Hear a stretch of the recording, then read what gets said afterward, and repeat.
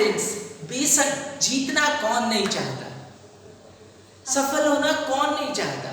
इस दुनिया में हम सभी किसी एम, किसी उद्देश्य, किसी ऑब्जेक्ट को लेकर आए हैं। और दोस्तों, ऐसा भी नहीं है कि हमारे सराउंडिंग में सारे ही हमारे दुश्मन होते हैं। कुछ लोग ऐसे भी हैं जो हमारा भला चाहते हैं, जो चाहते हैं कि हम बहुत इम्प्रूवमेंट करें और सफलता के ऊंचे शिखर पर पहुंचे, परंतु कई बार हमें उनकी बातें बुरी भी लगती है। दोस्तों, this is Krishna Parde, your spoken English and personality development trainer. आज मैं आप सभी को रूबरू करा रहा हूँ एक प्यारी सी स्टोरी से। दोस्तों, इस स्टोरी को आप ध्यान से सुनिएगा, इस पर अमल करने की कोशिश कीजिएगा, और यदि गलत लगे तो प्लीज़ कमेंट में ज़रूर मेंशन कीजिएगा। आज मैं आपको ले चल रहा हूँ एक मूर्तिकार की स्टोरी पर। एक मूर्तिकार जो कि किसी गाँव में रहता था और मूर्तियाँ बनाकर बेचता था, और उसी से वह अपनी आजीविका चलाता था। धीरे धीरे उसका काम और बढ़ता गया, लोग उससे संपर्क करते रहे और वह अपनी जीविका अच्छे से चलाने लगा। कुछ दिनों बाद उस मूर्तिकार की शादी होती है। शादी के बाद उसे एक प्यारा सा बेटा होता है। बेटा धीरे धीरे बड़ा होने लगता है, और जब वह पापा को मूर्तियाँ बनाते हुए देखता तो उसको भी काफ़ी इंस्पिरेशन मिलता है। तो बचपन से ही उसने मूर्तियाँ बनाने का काम शुरू कर दिया, और धीरे धीरे करके उसकी क्वालिटी में सुधार आता रहा, और वह अब अच्छी मूर्तियाँ बनाने लगा। अब जब भी वो कोई नई मूर्ति बनाता, अपने पिता को दिखाता। अपने पिता को जब भी वह कोई मूर्ति दिखाता तो उसके पिता उसकी तारीफ करते कि वाह बेटा, आपने बहुत प्यारी मूर्ति बनाई है, परंतु उसमें कोई ना कोई कमी निकाल देते। नेक्स्ट टाइम आपको इस अगली मूर्ति में इस तरह का इम्प्रूवमेंट करना है। अब बच्चा बड़ा होता गया, पिताजी को हर मूर्ति वह दिखाता, पिता उसकी तारीफ करने के बाद उसमें कुछ ना कुछ सुधार करने का बोल देते। ऐसा चलता रहा। अब बच्चा बड़ा हुआ। जैसे ही बच्चा बड़ा हुआ तो उसके काम की लोग तारीफ करने लगे, उसकी मूर्तियाँ मार्केट में और अच्छी बिकने लगी, लोग उससे संपर्क करने लगे, बाहर से, शहर के बाहर से उसको ऑर्डर मिलने लगे।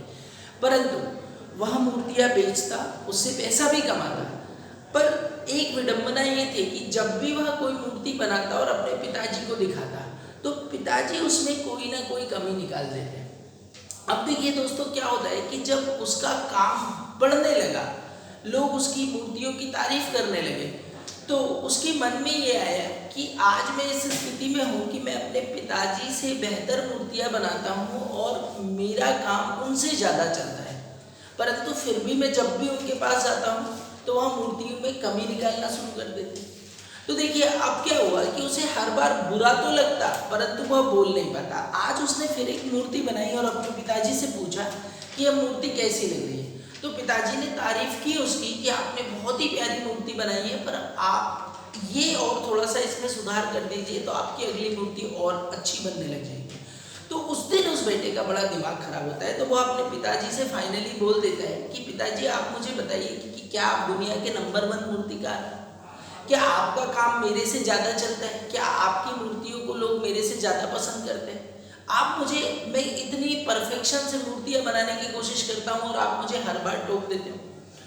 तो उस दिन से वो बच्चा डिसाइड करता है कि मैं अब अपने पिता से कभी नहीं पूछूंगा कि मेरी मूर्ति कैसी लग रही है।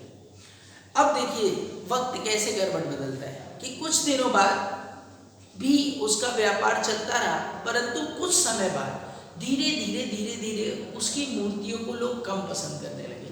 उसका व्यवसाय जिस ऊंचाई से, जिस रफ्तार से आगे बढ़ा था, उसी रफ्तार से कम होने लगा। करीब 1 साल बीत गया, बेटा बड़ा परेशान है, तो वह अपने पिताजी के पास जाता है और पिताजी से मतलब कुछ भी नहीं कहता है। पिता, जब उनका बेटा उनके पास आकर चुप खड़ा रहता है तो पिताजी समझ जाते हैं, ठीक है, थोड़ी सी एक मुस्कुराहट के साथ उसका अभिनंदन करते हैं। तो वह अपने पिता से पूछता है कि क्या पिताजी आप ये बात पहले से जानते थे? तो उसके पिता बोलते हैं कि हाँ, मैं इस बात को पहले से भी जानता था, क्योंकि ऐसा मेरे साथ भी हुआ था।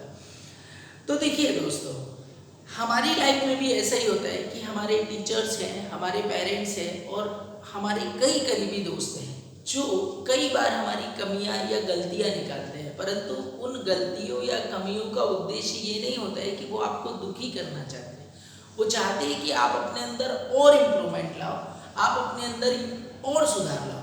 हम भी अपने स्पोकन क्लासेस में देखते हैं कि बच्चे बहुत अच्छा डेवलप करते हैं, परंतु हर प्रेजेंटेशन के बाद हम उन्हें कुछ ना कुछ इनपुट्स देते हैं। तो कई बार आपको भी बुरा लगता होगा, कई बार आपको भी टीज फील होता होगा, परंतु यहाँ पर हमारा उद्देश्य ये नहीं होता है कि हम आपको डिमोरलाइज करें। हमारा उद्देश्य होता है कि आपने जो भी किया है आप उससे बेहतर करें। तो देखिए, ये बात तो थी पिता और उस मूर्तिकार और उसके बेटे के बीच में।